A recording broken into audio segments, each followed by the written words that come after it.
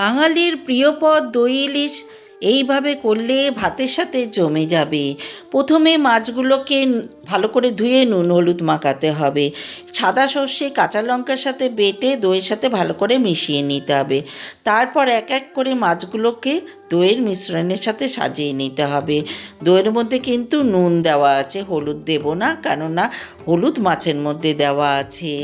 তারপরে যখন ভালো করে মিশ্রণটা মাছের সাথে মিশিয়ে নেব, তখন কিছুক্ষণ রেখে দেবো। তারপরে আমি কাঁচা সর্ষের তেল দেবো। সর্ষের তেলটা কিন্তু একটু বেশি পরিমাণে দিতে হবে, তবে ঝাঁঝ ঝাঁঝ হবে, খেতে ভালো হবে।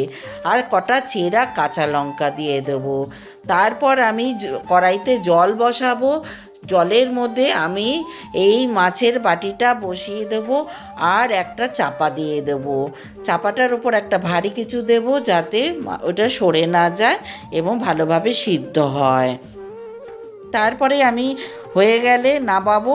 দেখো নামানোর পর কি সুন্দর চেহারা হচ্ছে। তোমরা একবার এইরকম বানিয়ে খেয়ে দেখবে, তারপর আমাকে কমেন্টে জানাবে। কিন্তু খেতে খুব সুন্দর হয়েছিল।